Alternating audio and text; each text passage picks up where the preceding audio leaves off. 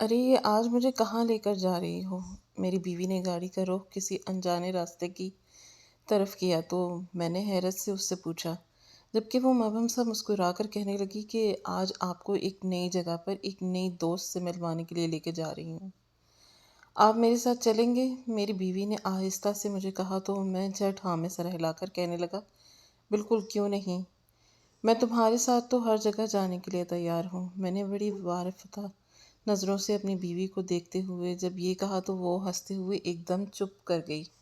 گاڑی اپنے راستے کی طرف بڑھ رہی تھی اور یہ راستہ انجان سا تھا، لیکن پھر بھی جانا پہچانا سا لگ رہا تھا۔ میں ارد گرد دیکھتا ہوا ہلکا سا گنگنا رہا تھا۔ تبھی گاڑی ایک جگہ پر رکی۔ میں نے سامنے نظر اٹھا کر دیکھا تو حیرت سے دنگ رہ گیا۔ یہ قبرستان تھا۔ آخر ہم یہاں پر کیا کرنے آئے ہیں؟ میں نے دل میں سوچا، لیکن پھر خیال آیا کہ شاید میری بیوی کو کوئی کام ہو، اسی وجہ سے وہ یہاں مجھے لے کر آئی ہو۔ لیکن اندر ہی اندر میں گھبرا رہا تھا اور یہ قبرستان بھی میرا جانا پہچانا تھا۔ تبھی وہ گاڑی سے اتری اور مجھے بھی اترنے کا کہا۔ میں بھی گاڑی سے اترا، لیکن اس وقت نہ جانے کیا بات تھی کہ میرے اندر سے جیسے گھبرا رہا تھا، میرے قدم اٹھنے سے انکار کر رہے تھے اور دل عجیب سے دھڑک رہا تھا۔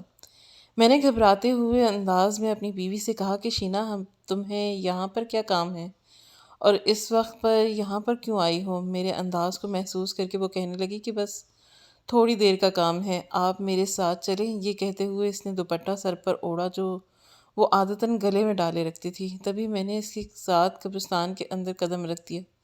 اس نے گلاب کی چند پتیاں لی اور انہیں لے کر چل پڑی، جبکہ میں ہارے ہوئے قدموں کے ساتھ اس کے پیچھے پیچھے تھا۔ ایک دم سے ایک گہرا سناٹا میرے پورے وجود میں پھیلتا گیا۔ نہ جانے کیا بات تھی، مجھے آخر کیا ہو رہا تھا، میں کیا سوچ رہا تھا، آخر کیوں میں اتنا بے چین ہو رہا تھا؟ شینا مجھے یہاں پر کیوں لے کر آئی تھی؟ نہیں نہیں، شینا مجھے وہاں نہیں لے کر آئی جس کے بارے میں سوچ رہا ہوں، بلکہ وہ کہیں اور جا رہی ہوگی۔ یہ صرف ایک اتفاق ہوگا کہ قبرستان ایک ہے۔ میں اپنے آپ کو تسلی دے رہا تھا، لیکن نہ جانے کیا بات تھی، میرا دل ابھی بھی پریشان تھا اور گھبرا رہا تھا۔ بہت سارے سوالات مجھے تنگ کر رہے تھے، لیکن میرے پاس ان کا کوئی جواب نہیں تھا۔ ہم قبرستان میں کافی آگے بڑھے تھے اور پھر ایک قبر پر آ کر رک گئے تھے، تو وہ قبر دیکھ کر میرے قدموں تلے سے زمین نکل گئی، کیونکہ میں اچھی طرح سے جانتا تھا کہ یہ قبر کس کی ہے۔ لیکن پھر بھی میں نے خوفزدہ نظروں سے شینا کی طرف دیکھا اور اس کے چہرے پر عجیب سی پتھریلے تاثرات تھے۔ سر پر دوپٹہ ہونے کے باعث میں یوں تو اسے زیادہ دیر دیکھ نہیں پایا، لیکن پھر اس نے آنکھیں بند کر کے دعا مانگنی شروع کر دی۔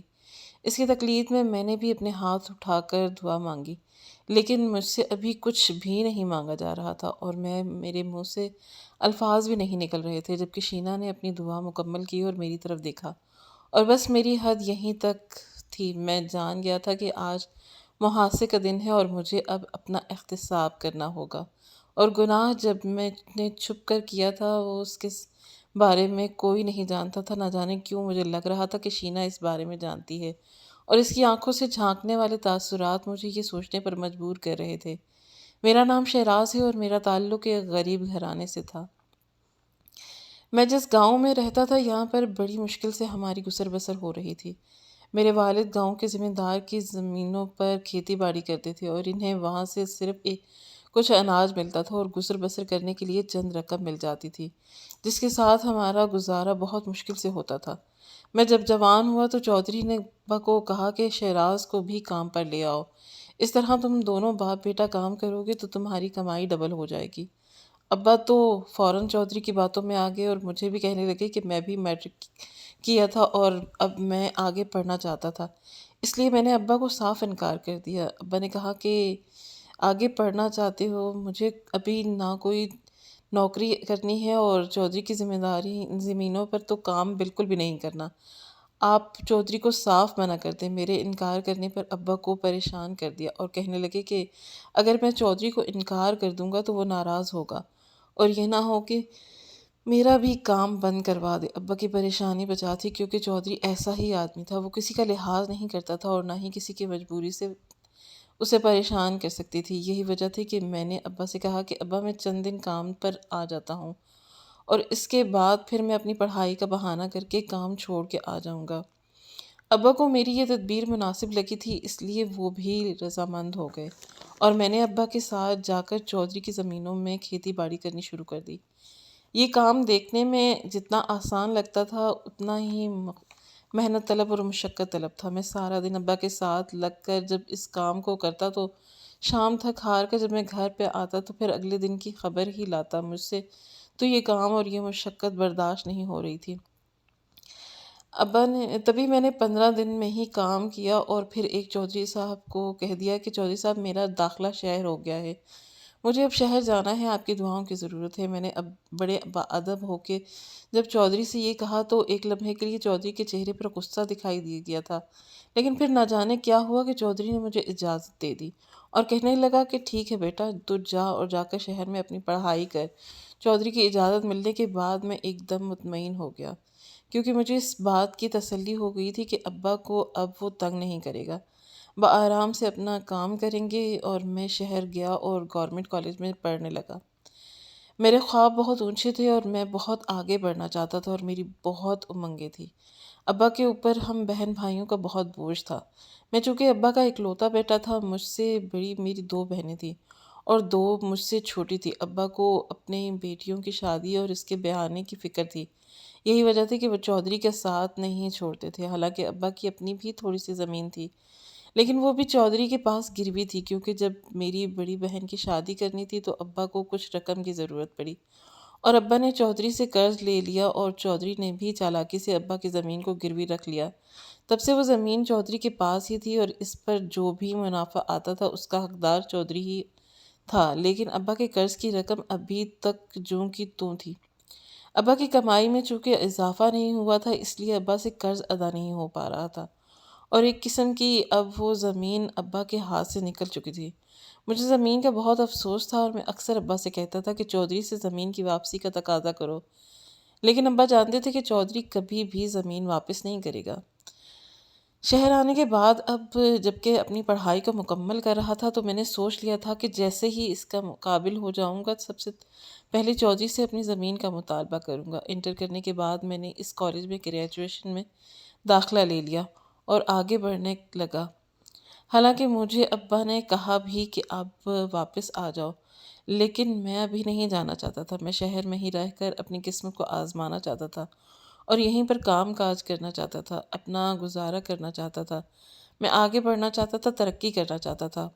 اب میرے بھی اخراجات بڑھ رہے تھے اور شہر میں رہنے کے لیے مجھے اچھی خاصی رقم کی ضرورت تھی۔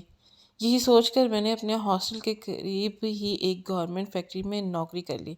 یہاں پر نوکری مجھے اپنے ہی کسی دوست کی توسط سے ملی تھی اور وہ بھی یہاں پر پارٹ ٹائم کا نوکری کرتا تھا اور مجھے بھی اس نے یہاں پر ریگولر لگوا دیا تھا۔ یہاں کی مالکن سنا تھا کہ بہت اچھی ہے اور اپنے ورکرز کے ساتھ بہت اچھا رویہ رکھتی ہے، کیونکہ اس کے ماں باپ کا پچھلے ہی سال ایک کار ایکسیڈنٹ میں انتقال ہو گیا تھا۔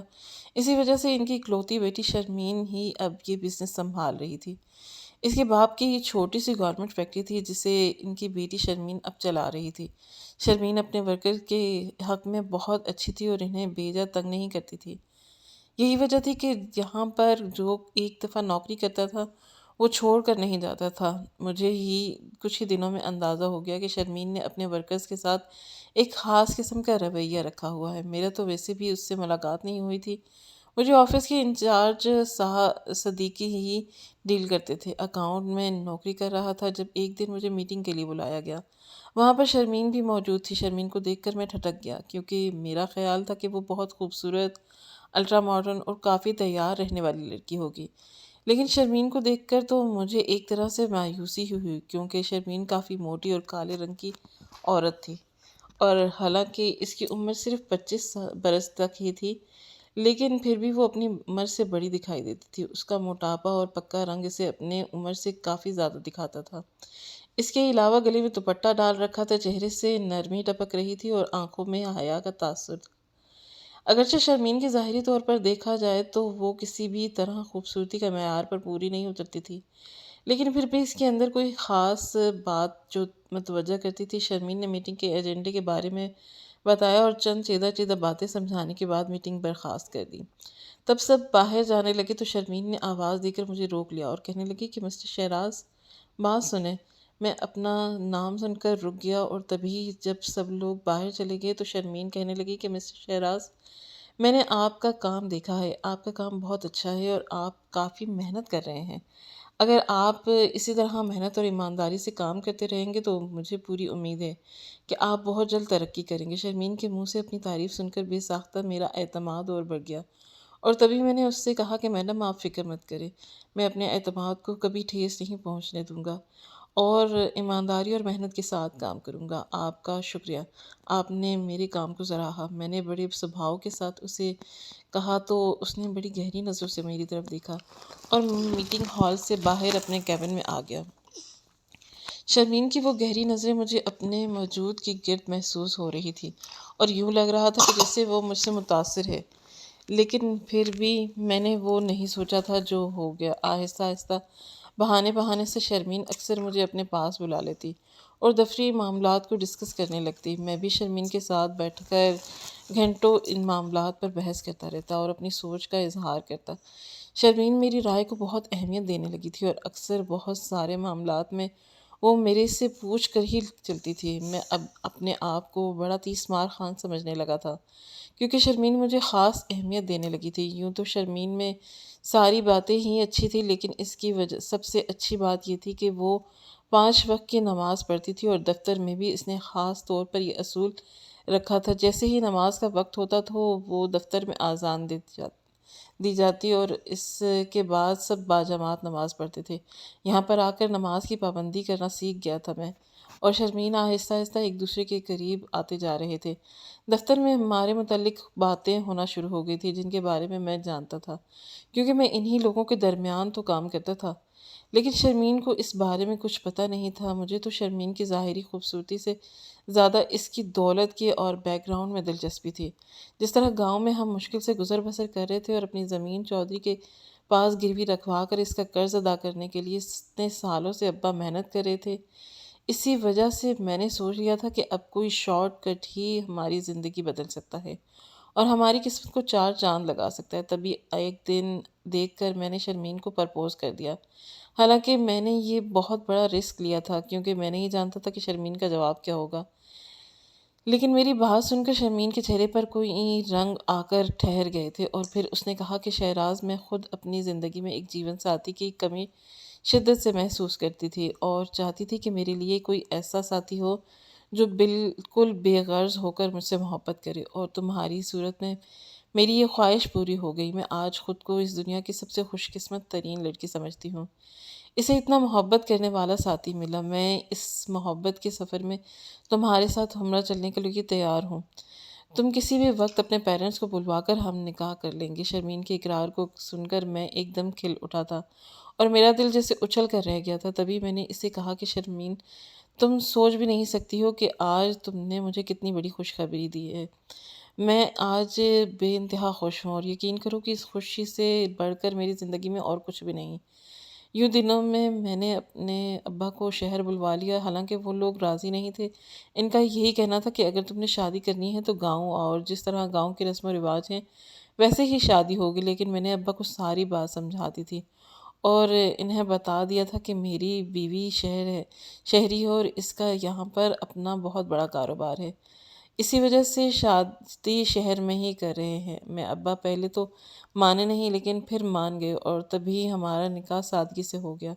میں اور شرمین بے حد خوش تھے۔ ہم کچھ دنوں کے لیے دبئی ہنی مون پر بھی گئے تھے، وہاں پر بھی جا کر ہم ایک ساتھ بے حد خوش تھے۔ شروع کے دن تھے بڑے اچھے گزرے تھے، لیکن پھر آہستہ آہستہ میں نے لوگوں کے رویوں کو محسوس کرنا شروع کیا کیونکہ وہ مجھے شرمین کے ساتھ دیکھ کر بہت ہی عجیب سے تاثرات دیتے تھے۔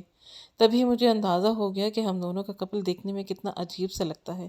میں خوشی خوشی بالکل خوش شکل اور ہینڈسم تھا اور ایک جوان مرد تھا، جبکہ شرمین موٹی کالی اور بھدی عورت تھی۔ حالانکہ ہماری عمر میں کافی اتنا فرق نہیں تھا، لیکن پھر بھی شرمین کے اس حلیے کی وجہ سے اس کی عمر مجھ سے زیادہ لگتی تھی۔ میں اب شرمین سے بیزار سا ہونے لگا تھا، حالانکہ شرمین نے اپنی فیکٹری کا سارا کنٹرول مجھے دے دیا تھا اور وہ گھر پر بیٹھ کر بالکل عام عورتوں کی طرح گھر سنوارتی سجاتی اور میرے لیے کھانے تیار کرتی تھی۔ مجھے بھی گوارا نہیں تھا کہ میں سارا فیکٹری میں وہ کام کرتا۔ شرمین تیار ہو کر میرے لیے کھانا بناتی، لیکن مجھے اب اس کی یہ باتیں بالکل بھی اچھی نہیں لگ رہی تھی۔ اس کا کالا چہرہ دیکھ کر مجھے عجیب سی خوف سی ہوتی تھی، اب اکثر دیر سے آنے لگا تھا۔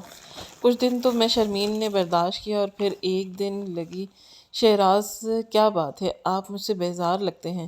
آپ کی طبیعت تو ٹھیک ہے نا؟ کوئی پریشانی ہے؟ شرمین کے اس انداز کو دیکھ کر میں نے اسے کہا کہ نہیں، پریشانی تو نہیں ہے، بس کام کی تھوڑی زیادتی ہے۔ آج کل تھوڑا لوڈ بڑھا ہوا ہے، اسی وجہ سے کام میں مصروف رہتا ہوں۔ میں نے شرمین کو گول مول سا جواب دیا اور مطمئن ہو گئی تھی۔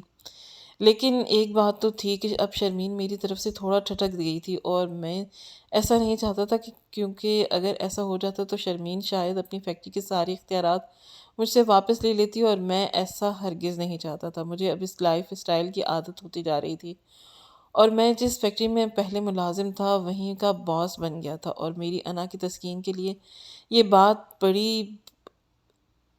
بہت بڑی تھی۔ شادی کو 6 ماہ ہو چکے تھے، اور شرمین اب بھی مجھے پر اسی طرح فدا تھی، لیکن اب میں بیزار ہو چکا تھا۔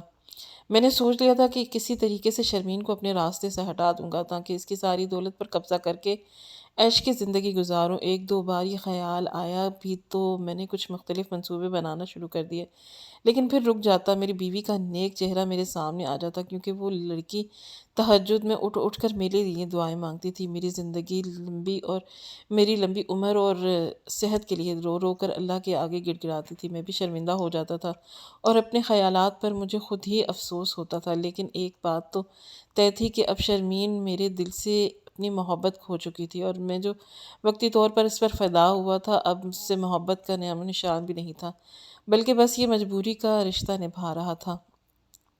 پھر ایک اچھی زندگی گزاروں گا، لیکن شرمین کی نیک فطرت اور اچھی عادت مجھے ایسا کرنے پر روک رہی تھی، اور میں اپنے آپ میں ہی شرمندہ ہوتا جا رہا تھا۔ انہی دنوں میں ہماری فیکٹری میں ایک نئی لڑکی آئی، جسے میری سیکرٹری کے طور پر تعینات کیا گیا۔ اس کا نام شینا تھا، اور شینا میں بہت شوخ و چنچل، خوبصورت اور پڑھی لکھی لڑکی تھی۔ وہ ایک اچھے گھرانے سے تعلق رکھتی تھی، آج کل تجربہ حاصل کرنے کے لیے فیکٹری میں ملازمت کر رہی تھی۔ شینا کو دیکھ کر میں ٹھٹک سا گیا، اور وہی اسی ہی لڑکی کو اپنا ہمسفر چاہتا تھا۔ بہت سلجھی ہوئی، شوخ چنچل سی لڑکی، ہر دم مسکرانے والی اور ہلکا پھلکا سا تیار ہو کر رہنے والی۔ شینا کا لباس بھی جدید تراش خراش کا حامل ہوتا، اور ماڈرن طرز کا لباس پہنتی تھی، جو اس کے اوپر بے حد جچتا بھی تھا۔ چند ہی دنوں میں نے شینا سے مجھے چاروں شانے چت کر دیا تھا۔ اس کی محبت میرے دل میں بڑھ گئی تھی، اور اب میں بھی اپنے بہانے سے اکثر اسے کمرے میں بلوا لیتا اور اس کے ساتھ یوں ہی ادھر ادھر کی باتیں میں کرنے لگتا۔ آہستہ آہستہ شینا نے میرے دل میں اپنا مقام بنا لیا تھا، جو اب کسی بھی طریقے سے ختم نہیں ہو سکتا تھا، کیونکہ میں جانتا تھا کہ شرمین کو سانس کا مرض لاحق تھا۔ یہی وجہ تھی کہ کسی کو بھی اس بات کا شک نہیں ہوگا، اور وہی ہوا۔ کسی نے بھی اس بات کا شک نہیں کیا کہ میں نے شینا کو قتل کیا ہے، کیونکہ سب کا یہی لگ رہا تھا کہ سوتے ہوئے شینا کا سانس خراب ہوا، اور جس کے بعد وہ جانب نہ رہ سکی۔ میں نے ہر ایک کے سامنے گہرے دکھ کا اظہار کیا، اپنے دوستوں، شینا کے دوستوں، فیکٹری کے ملازم، سب کے سامنے مظلوم بنا رہا، اور ہر کوئی مجھ سے اس بات کا افسوس کر رہا تھا۔ دل ہی دل میں کہیں بھی مجھے یہ خیال آتا کہ میں نے شرمین کے ساتھ زیادتی کی ہے، مجھے ایسا نہیں کرنا چاہیے تھا، لیکن پھر میں خود کو بھلا لیتا تھا، کیونکہ میرے مستقبل کے لیے یہ بہت ضروری تھا، اور ویسے بھی میں کب تک اسے موٹی اور بھدی عورت کو اپنے ساتھ جوڑے رکھتا۔ یہی وجہ تھی کہ شرمین کے قتل کے کچھ دنوں بعد ہی میں نے شینا سے شادی کر لی، اور اس کے ساتھ اپنی ایک نئی زندگی بسانے کا سوچ لیا۔ شرمین کو میں نے بالکل بھلا دیا تھا، اور شینا ہی میرے سب کچھ تھی۔ میں شینا ایک دوسرے کا ساتھ پا کر بہت خوش تھے۔ شینا بالکل ویسی ہی بیوی تھی جیسی میں چاہتا تھا۔ گاؤں میں نے شرمین کی موت کی اطلاع دے دی تھی، وہاں سے میرے ابا اور اماں آئے تھے، لیکن اب میں نے شینا کے ساتھ شادی کے بارے میں انہیں کچھ بھی نہیں بتایا تھا، کیونکہ میں نہیں چاہتا تھا کہ ان کے دل میں اس طرح کا کوئی بھی خیال آئے کہ میں نے یہ جان بوجھ کر کیا ہے، یا پھر دوسری بار بھی میں اپنی مرضی سے شادی کر رہا ہوں۔ اسی لیے میں اپنے گھر والوں کو اس بار شامل نہیں کیا۔ ویسے تو میرے ساتھ ان کا تعلق بہت واجبی سا تھا۔ میں مہینہ 2 مہینہ کے بعد گھر کچھ رقم بھجوا دیا کرتا تھا، جس کے ساتھ مجھے یہ لگتا تھا کہ میں اپنا فرض ادا کر رہا ہوں۔ لیکن در حقیقت یہاں پر آ کر وہ شہر اور چکا چوند میں کھو کر میں اپنا اصل بھول چکا تھا۔ شینا اور میں ایک دوسرے کے ساتھ بے حد انتہا خوش تھے، اور اب میں نے سوچ لیا تھا کہ شینا کے ساتھ اپنی فیملی کو آگے بڑھاؤں گا۔ یوں تو شینا اب بھی میرے ساتھ فیکٹری میں جاتی تھی، لیکن اب وہ سیکرٹری نہیں تھی، بلکہ وہ میری معاون کے طور پر کام کر رہی تھی۔ ابھی شینا کے ساتھ میری زندگی کو 1 مہینہ ہی گزرا تھا کہ جب ایک دن شینا مجھے کہنے لگی کہ شہراز، میں آپ کو کہیں پر لے کر جانا چاہتی ہوں اور آپ میرے ساتھ چلیں گے۔ شینا کے اس طرح کہنے پر میں بڑی لگاوٹ سے اسے کہا کہ ارے کیوں نہیں، تم جہاں بھی مجھے لے کے جاؤ گی میں تمہارے ساتھ جاؤں گا۔ میں نے محبت بھرے انداز میں اسے دیکھتے ہوئے کہا تو وہ جیسے شرما سی گئی، اور پھر کہنے لگی کہ ٹھیک ہے، پھر کل آپ تیار رہیے گا، اور اگلے دن شام کے وقت میرے ساتھ ہی فیکٹری سے نکلی تھی، اور آج جس نے مجھے کہا تھا کہ وہ گاڑی خود ڈرائیو کرے گی۔ میں نے خوش دلی سے اس بات کی اجازت دے دی، اور اس کے ساتھ بیٹھتے ہوئے ادھر ادھر کی باتیں کرنے کے دوران جب مجھے ایک دم سے راستہ کچھ جانا پہچانا سا لگا تو میں نے اسے کہا کہ شینا، کہ ہم کہاں جا رہے ہیں، اور تبھی اس نے مجھے کچھ نہیں بتایا، لیکن قبرستان پہنچ کر جانے کے بعد مجھے اس بات کا شدت سے احساس ہوا کہ شینا مجھے کہاں لے کر آئی ہے، لیکن میں یہ نہیں جانتا تھا کہ وہ مجھے وہاں کیوں لے کر آئی ہے۔ قبرستان میں دعا مانگنے کے بعد میں نے جب اس کی طرف دیکھا تو اس کی آنکھوں میں آنسو تھے اور ایک عجیب سا دکھ ہلکورے لے رہا تھا۔ آہستہ آہستہ اسے شینا کہا کہ شرینا، تم شرمین کو جانتی ہو؟ مجھے پوچھنے پر شینا کہنے لگی کہ میں شرمین بچپن کی دوستیں تھیں، ہم دونوں ایک دوسرے کے ہمراز اور ہمگزار تھے۔ شینا ایک دوسرے کے بغیر رہ نہیں سکتے تھے۔ شرمین مجھ پہلے بہت اچھی تھی، بہت خوبصورت اور پیاری تھی۔ شرمین کی زندگی بہت اچھی گزر رہی تھی، لیکن اس کے گھر صرف ایک ہی چیز کی کمی تھی، اور وہ کمی تھی سکون کی۔ شرمین کے ماں باپ ہر وقت ایک دوسرے کے ساتھ لڑتے رہتے تھے، کیونکہ شرمین کے والد کی یہ شادی زبردستی کی گئی تھی، جبکہ وہ کسی اور کو پسند کرتے تھے، اور یہ بات گاہے بگاہے ان گھر میں ہوتی رہتی تھی، جس کی وجہ سے اس کے ماں باپ کا جھگڑا بڑھ رہا تھا، اور اتنا بڑھ چکا کہ اکثر اوقات وہ کئی کئی دن ایک دوسرے کو مخاطب نہ کرتے، اور اونچی اونچی چلاتے ہوئے نہ تو ملازموں کا خیال کرتے اور نہ ہی اپنی بیٹی کا۔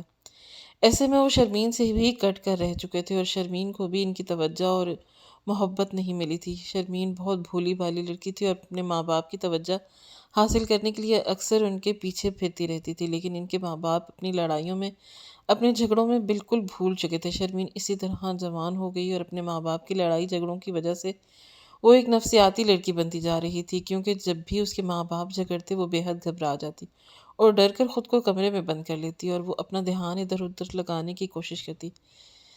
بے تحاشا کھانے لگی تھی، اس کا دھیان کھانے کی طرف ہوتا جا رہا تھا، اسے بہت بھوک لگنے لگی تھی، وہ اپنا ہاتھ روک نہیں پاتی تھی۔ اس کا نتیجہ یہ نکلا کہ وہ آہستہ آہستہ موٹی ہوتی جا رہی تھی، اور اسی موٹاپے کی وجہ سے اس کا رنگ بھی خراب ہو گیا، اور اس کی ساری خوبصورتی ماند پڑ گئی۔ وہ دونوں اپنی اپنی انا کے پجاری تھی، اور دونوں اسی طرح لڑتے جھگڑتے ایک دن اسی دنیا سے کوچ کر گئے۔ ایک رات جب وہ کسی شادی سے واپس آ رہے تھے تو تیز رفتار ٹرالر نے انہیں کچل کر رکھ دیا۔ شرمین کے لیے تو وہ پہلے ہی مر چکے تھے، اب تو صرف ان کی لاشیں تھی اسے وصول ہوئی تھی۔ اس کے بعد شرمین نے خود پر قابو پانے کی بہت کوشش کی، لیکن پریشانی میں جو کھانے کی عادت اسے پڑ چکی تھی اب وہ ختم نہیں ہو رہی تھی۔ یہی وجہ تھی کہ شرمین اب بھی ایسا ہی کرنے لگی تھی۔ وہ اپنی زندگی میں ایک ایسا ساتھی چاہتی تھی جو اس نے بہت محبت کر کے ورنہ اس کا خیال رکھا۔ یہی تھا کہ وہ شادی نہیں کرے گی۔ شرمین اپنے باپ کے بزنس کو سنبھالنے لگی۔ جب ایک دن اس سے تمہاری ملاقات ہوئی، اس نے پہلے مجھے تمہارے بارے میں بتایا تھا۔ اس دن میں بہت خوش تھی، کیونکہ پہلی بار اس نے کسی لڑکی کی دلچسپی ظاہر کی تھی، اور میں بھی اس کی خوشی میں خوش تھی۔ تب میں بیرون ملک تھی اور پاکستان آنا میرے لیے ممکن نہیں تھا، لیکن شرمین میں تم سے شادی کرنے کی بہت جلدی تھی، اور تمہاری خصلت کو پہچان نہیں سکی۔ اگر وہ تمہارے دل کے اندر چھپی ہوئی منافقت کو دیکھ لیتی تو شاید کبھی تم سے شادی نہ کرتی۔ تم نے شادی کے کچھ عرصے کے بعد ہی اپنے رنگ ڈھنگ دکھانا شروع کر دیے۔ میں شرمین کو سمجھاتی اور اسے کہتی کہ وہ اپنے کھانے پر کنٹرول کرے اور اپنے آپ کو خوبصورت بنائے، اپنے شوہر کے لیے سجائے سورے۔ شرمین ایسا کرتی بھی تھی، لیکن پھر بھی تو نہ جانے کیا بات تھی، جب اسے محسوس ہوا کہ تم اس سے نظریں پھیرے ہوئے ہو، تمہارے دل میں اب شرمین کے لیے کوئی محبت نہیں تھی، بلکہ تم صرف اس کے کاروبار کی دیکھ بھال میں مصروف تھے۔ شرمین کون تھی، کیا تھی، تمہیں اس سے کچھ بھی نہیں تھا، تم اس کو بھول چکے تھے اور زیادہ تر اداس اور پریشان رہتی تھی، لیکن تمہارے سامنے وہ بھی ایک مکھوٹا چہرہ سجائے خوش ہونے کی اداکاری کر رہی تھی۔ ایک رات مجھے اطلاع ملی کہ شرمین کا انتقال ہو گیا ہے، تب میرے پیروں تلے سے زمین نکل گئی۔ صحیح معنوں میں زمین کے کھسک جانا مجھے پتہ لگا تھا۔ شرمین ایسے ہی بھی مر سکتی تھی، کیونکہ شرمین تو بہت اچھی لڑکی تھی اور وہ کبھی بھی اس طرح نہیں کرتی، نہ ہی وہ خودکشی کر سکتی تھی اور نہ ہی وہ حالات کے آگے ہار مان کر مر سکتی تھی۔ پھر آخر اس کے ساتھ کیا ہوا؟ میں الجھ گئی تھی اور اس بات کا سہارا ڈھونڈنے کی کوشش کر رہی تھی، اور مجھے جلد ہی اس بات کا اندازہ ہو گیا، یہ سب کچھ تمہاری وجہ سے ہوا ہے، کیونکہ میں تب تک تمہارے دفتر میں کام کرنے کے لیے آ چکی تھی اور میں نے جان بوجھ کر نوکری کی تھی، کیونکہ میں تمہاری اصلیت کو جاننا چاہتی تھی۔ میں شرمین کو بھی نہیں بتانا چاہتی تھی کہ اس کی فیکٹری میں ملازمت کر رہی ہوں، کیونکہ میں تمہاری اصلیت تک پہنچ کر شرمین کو وہ سب کچھ بتانا چاہتی تھی، اور اگر میں شرمین کو بتا دیتی تو وہ مجھے منع کر دیتی۔ لیکن اس سے پہلے ہی تم نے شرمین کو مار دیا۔ ہاں، میں جانتی ہوں کہ شہراز کہ تم نے ہی شرمین کو مارا ہے، کیونکہ میری دوست ایسے کبھی نہیں مر سکتی۔ شینا نے یہ کہتے ہوئے حقیقت کا ایک ایسا آئینہ میرے سامنے رکھا کہ اسے میں اپنا گھناؤنا اور بھیانک چہرہ دیکھ کر خود سے ہی نظریں ملا نہیں پا رہا تھا۔ اس آئینے میں میرا چہرہ اتنا مکروہ نظر آ رہا تھا کہ میں خود اپنے آپ سے خوف کھا رہا تھا۔ میں بہت پہلے سے تمہاری حقیقت کے بارے میں جانتی تھی، لیکن میں چاہتی تھی کہ تم خود اپنے منہ سے اپنا گناہ کا اعتراف کرو۔ تمہیں پچھتاوا ہو، کبھی تو تم سوچو گے کہ تم نے شرمین کو ناحق مارا، لیکن تم اپنی زندگی میں مگن ہو گئے، یہاں تک کہ شرمین کا خیال بھی نہیں رہا۔ اتنا تھا تو تم ہمیشہ اپنے آپ کو دیکھتے تھے اور خوش کے بارے میں سوچتے۔ میں تم سے شادی تو کر چکی تھی، لیکن مجھے سمجھ نہیں آ رہی تھی کہ میں کس طرح تمہارے منہ سے اگلواؤں۔ پھر آج مجھ سے اس سے بہتر کوئی طریقہ نظر نہیں آیا، کیونکہ یہاں پر جہاں سب ایک مٹی کے نیچے سو رہے ہیں، تم کبھی جھوٹ نہیں بول سکو گے۔ یہاں پر تمہاری آنکھوں سے سچ ظاہر ہو ہی جائے گا اور تم اپنے گناہ کا اعتراف کر لو گے۔ تم نے جو بھی کیا بہت برا کیا۔ اگر تمہیں صرف شرمین کی دولت چاہیے تھی تو تمہیں اسے ایک بار کہتے تھے تو وہ دیکھنا تمہاری ساری دولت تم پر وار دیتی اور اف بھی نہ کرتی، کیونکہ تم نے اس کی محبت کو سمجھا ہی نہیں، بلکہ الٹا کہ اس کے لیے مصیبت بن گئے اور پھر ایک قاتل بھی بن گئے۔ آخر تمہیں پنج پن کی کوئی تو حد ہوتی، تمہاری گراوٹ کہیں تو ختم ہوتی۔ شینا نے نفرت سے کہتے ہوئے مجھے دیکھ کر طرف تھوکا اور یوں لگا کہ جیسے میں بالکل زیرو ہو گیا، جیسے زمین کے اندر گھٹ گیا۔ شینا کی یہ نفرت دیکھ کر مجھے احساس ہو رہا تھا کہ کیونکہ شرمین بھی مجھ سے سچے دل سے محبت کرتی تھی اور وہ جو ایک نظر کا التفات منتظر رہتی تھی اور میرے آنے پر میری پسند کے کھانے بھی مجھے تیار کر کے دیتی تھی اور میرے آگے پیچھے ہوتی تھی، حالانکہ وہ ساری دولت جائیداد سب کچھ اس کا تھا، لیکن پھر بھی اس نے کبھی مجھے جتایا نہیں تھا اور بالکل ایک گھریلو عورت کی طرح، اچھی بیوی کی طرح میری نظروں میں اچھی بننے کے لیے سب کچھ کرتی تھی، جو کسی بھی مرد کو اچھا لگ سکتا تھا۔ لیکن میں ایک گھٹیا مرد تھا، مجھے جب اس کی محبت اور دیوانگی نظر نہیں آ رہی تھی، بلکہ اس کے جسم نظر آ رہا تھا جو موٹا تھا اور اس کا رنگ نظر آ رہا تھا جو کالا تھا، اور اب وہی سب کچھ شینا میرے ساتھ کر رہی تھی اور یہاں پر آ کر جسے میں مٹی کی ڈھیری بنتا جا رہا تھا۔ وقت نے میری چال مجھ پر ہی پلٹ دی تھی۔ شینا میرے بارے میں سب کچھ جانتی تھی، لیکن اب وقت میرے ہاتھ سے نکل چکا تھا، کیونکہ شرمین اس دنیا سے جا چکی تھی۔ اگر وہ اس دنیا میں ہوتی تو شاید میں اس سے معافی مانگ لیتا، اس کے پیر پکڑ لیتا اور اپنے گناہ سے معاف کروا لیتا، لیکن نہیں، میں نے واقعی جلد بازی میں کام لیا اور شرمین کو مار دیا۔ آخر میرے ہاتھ میں کیا آیا؟ آج میں ایک ذلت بھری زندگی گزار رہا ہوں۔ شینا کے کہنے کے مطابق وہ شرمین کے ساتھ 50-50 کی پارٹنر تھی اور یہ بات میں بھی جانتا تھا، اور شرمین کے ساتھ کوئی پارٹنر ہے، لیکن شرمین نے کبھی اس کا ذکر نہیں کیا تھا، اور اب جب شینا نے مجھے فیکٹری سے بے دخل کر دیا اور شرمین کے اثاثوں کو اس نے ایک چیریٹی کے نام کروا دیا تو خیرت سے حق کا بقا رہ گیا، کیونکہ میں جس کنڈیشن میں پہلے تھا واپس اسی کنڈیشن آ گیا۔ میں اب پھر خالی ہاتھ رہ گیا تھا اور میرے پاس کرنے کے لیے کچھ بھی نہیں تھا۔ نہ مجھے شینا کی محبت ملی اور نہ ہی شرمین میرے ساتھ رہی۔ دونوں عورتیں میری زندگی میں آئیں اور ایک کو میں نے بے حد چاہا اور ایک نے مجھے بے حد چاہا، اور میں نے دونوں کی قدر نہیں کی، بلکہ اس کے ساتھ ایک سودے بازی کا رشتہ رکھا، اور رشتہ ایسا تھا جس میں میرا اپنا فائدہ تھا، اور اب جب میں وہ سب کچھ سوچتا ہوں تو نیم پاگل سا ہو گیا ہوں۔ مجھ سے شرمین کا گھر بھی لے لیا گیا کیونکہ وہ اس کا اختیار رہتا، لیکن میں نے شینا کو سمجھانے کی بہت کوشش کی، اسے منانے کی بہت کوشش کی، لیکن وہ کسی طور نہیں مانی۔ اس کا یہی کہنا تھا کہ تم اپنے کیے کی سزا بھگت رہے ہو، میں نے پہلے بھی تم پر بہت مہربانی کی لیکن اب وہ اور نہیں۔ جب تمہاری شکل دیکھتی ہوں تو مجھے اپنی دوست کا چہرہ یاد آتا ہے۔ تم اپنا گناہ قبول کر کے سرنڈر کر دو اور اپنی گرفتاری دے دو، ورنہ پھر تمہارے لیے یہی سزا کافی ہے کہ جس دولت کو پانے کے لیے تم سارا ڈھونگ رچایا اور میری دوست کو قتل کر دیا، اب وہی دولت تم سے دور ہو گئی۔ شینا کے لہجے کی نفرت میرے اندر تک مجھے کاٹ گئی تھی اور میں سمجھ نہیں پا رہا تھا کہ اب آگے زندگی میں کیا کروں گا۔ اس بات کو گزرتے ہوئے اب 2 سال ہو چکے تھے اور یہ 2 سال میں نے گاؤں میں آ کر اپنے کمرے میں گزار دیے۔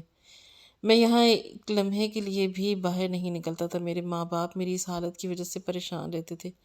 ابا تو مجھے سمجھا سمجھا کر تھک چکے تھے، انہیں یہی لگتا تھا کہ جیسے میں شرمین کے مرنے کا غم لے کر بیٹھ گیا ہوں اور اس کی وجہ سے اس کی حالت تک پہنچ گیا ہوں، جبکہ اصل بات کیا ہے انہیں نہیں پتہ تھی۔ میں نے انہیں بتا دیا تو شاید میں یہاں سے بھی دھتکار دیا جاؤں، اور میرے پاس اب زندگی گزارنے کے لیے کوئی اور ٹھکانہ نہیں تھا۔ مجھے سمجھ نہیں آ رہی تھی کہ اب میں آگے کیا کروں گا۔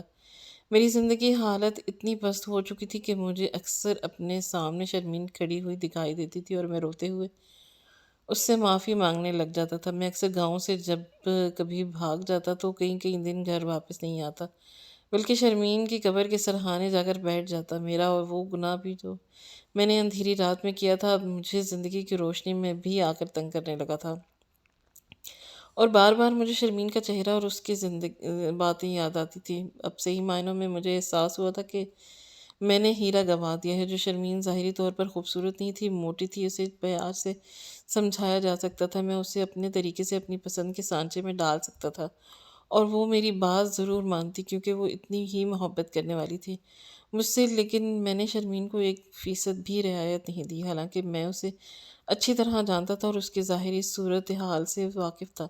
اس کے باوجود میں نے اس سے شادی کی تھی اور یہی صرف میرا لالچ تھا جس نے مجھے مجبور کیا، ورنہ میں تو کبھی بھی شرمین کو نہیں چاہتا تھا۔ پھر بھی میں کبھی اس کا خیر خواہ نہیں بنا، کبھی اس سے محبت نہیں کی کہ مجھے تو شرمین کے ماں باپ کے بارے میں بھی علم نہیں تھا۔ اکثر شینا مجھے نہ بتاتی تو شاید مجھے کبھی اس کے بارے میں علم نہ ہوتا، تبھی میرا خیال رکھتی تھی، اور کبھی اس نے مجھے یہ بات جتائی نہیں تھی کہ اس کی محبت سچی تھی اور میری محبت لالچ سے بھری ہوئی تھی۔ یہی وجہ تھی کہ آج میں اکیلا رہ گیا تھا۔ شرمین مر چکی تھی، امر ہو گئی تھی، اور میں زندہ ہو کر بھی خود سے نظریں نہیں ملا پا رہا تھا۔ اب پچھتا رہا تھا اور پچھتانے کے علاوہ میرے پاس اور کچھ بھی نہیں تھا۔ اب میری زندگی ساری اس طرح ہی گزرنے والی تھی۔ شرمین میرے پاس تھی نہیں اور نہ ہی شینا میرے پاس تھی، اور شرمین کی یادیں میرے ساتھ تھیں جس سے میں وہاں کے مانگ مانگ کر تھک گیا تھا۔